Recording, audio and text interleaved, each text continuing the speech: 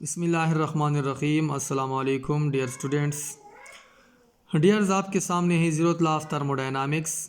ये आप नोट करें कि थर्मोडायनामिक्स के 4 लॉज होते हैं। तो ज़ीरो से स्टार्ट लिया है। Zero law of thermodynamics, first law of thermodynamics, second law of thermodynamics and third law of thermodynamics. तो ये 4 लॉज जो हैं ये क्या हैं, थर्मोडायनामिक्स के हैं। यहाँ पे ज़ीरोथ लॉ हम डिस्कस करते हैं कि ज़ीरोथ लॉ क्या है।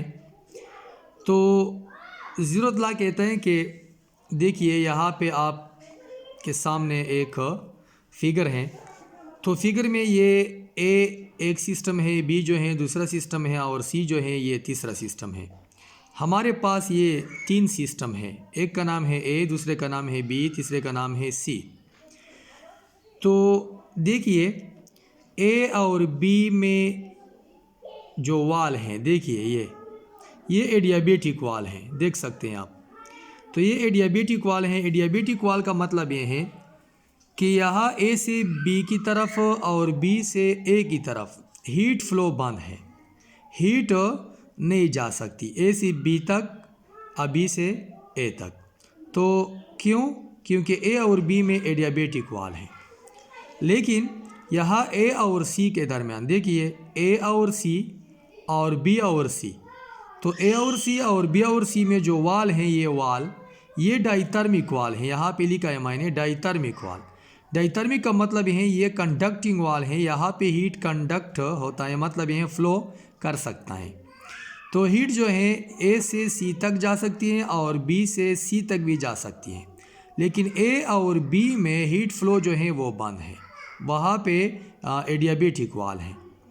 तो ज़ीरोथ लॉ ऑफ थर्मोडायनामिक क्या कहता है? ज़ीरोथ लॉ ऑफ थर्मोडायनामिक कहता है कि अगर ए और सी का जो टेम्परेचर है वो अगर सेम हो जाए, ठीक है, इसी तरह बी और सी का अगर टेम्परेचर सेम हो जाए किसी तरह, क्योंकि ए और सी जो है वो हीट फ्लो कर सकता है। यहाँ से देखिए ए से सी तक हीट फ्लो पॉसिबल है, सी से ए तक हीट फ्लो पॉसिबल है। तो यहाँ पे थर्मल इक्विलिब्रियम की चांस है, ठीक है। इसी तरह बी से सी तक और सी से बी की तरफ, तो यहाँ पे हीट फ्लो हो सकती है, देख सकते हैं आप। तो यहाँ पे थर्मल इक्विलिब्रियम जो है वो पॉसिबल है।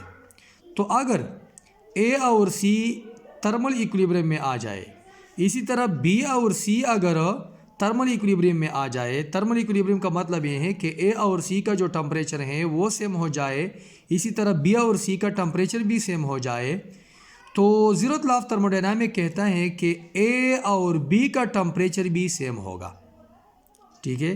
ये आप नोट करें। फिर ज़ीरोथ लॉ क्या कहता है? यहाँ पे देखिए ए और सी में हीट फ्लो है, इसी तरह बी और सी में हीट फ्लो है। तो यहाँ पे हीट फ्लो की वजह से थर्मल इक्विलिब्रियम पॉसिबल है।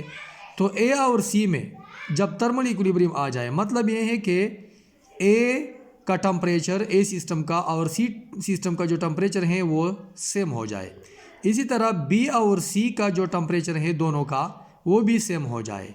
तो ज़ीरोथ लॉ ये कहता है कि ए और बी का टेम्परेचर भी सेम होगा।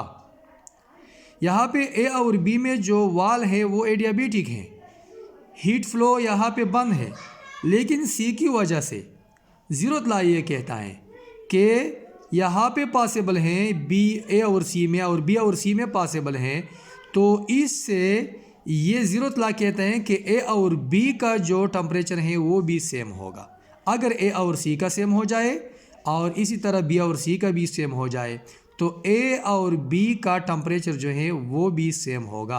यहाँ पे मैथमेटिकली मैं लिखता हूँ, मैथमेटिकली हम ज़ीरोथ लॉ ऑफ थर्मोडायनामिक्स इस तरह लिखते हैं, ठीक है डियर्स। यहाँ पे आप देख सकते हैं if T A is equal to T C, मतलब ये है कि टेम्परेचर ऑफ ए सिस्टम जो है वो अगर बराबर हो जाए टेम्परेचर ऑफ सी सिस्टम के, and T B is equal to T C, इसका मतलब ये है कि बी सिस्टम का जो टेम्परेचर है वो अगर सेम हो जाए सी से, ठीक है, सी सिस्टम से, तो इससे साबित होता है ज़ीरोथ लॉ ये कहता है। Then according to zeroth law of thermodynamic, zeroth law of thermodynamic ये कहता है कि ये टी ए जो है वो बराबर होगा किसके, टीबी के।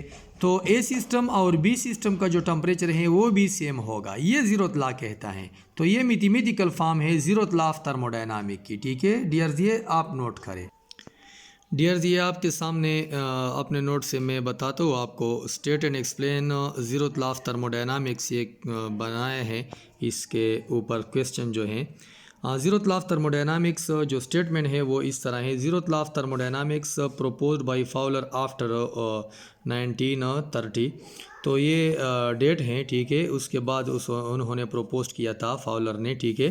विच स्टेट्स दैट, ये स्टेटमेंट है, when two systems A and B, फर्ज करें हमारे पास दो सिस्टम है ए और B, are in thermal equilibrium, जब वो थर्मल इक्विलिब्रियम में हो, with a third system C, जो कि थर्ड सिस्टम सी से, तो सेपरेट, यहाँ पे देखिए सेपरेटली अलग-अलग, मतलब ये है कि ए सी से और बी जो है वो भी सी से, देन सिस्टम ए और बी जो है will be in thermal equilibrium with each other as well.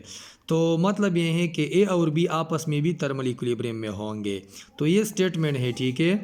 यहाँ पे मैथमेटिकली मायने लिखा है, देख सकते हैं आप डियर्स। तो आप ये मैथमेटिकली देख सकते हैं कि टेम्परेचर ऑफ ए जो है ये अगर बराबर हो जाए सी के, और बी का जो टेम्परेचर है वो सी के बराबर हो जाए, तो ज़ीरोथ लॉ के मुताबिक then by zeroth law of thermodynamic इस तरह है, ठीक है।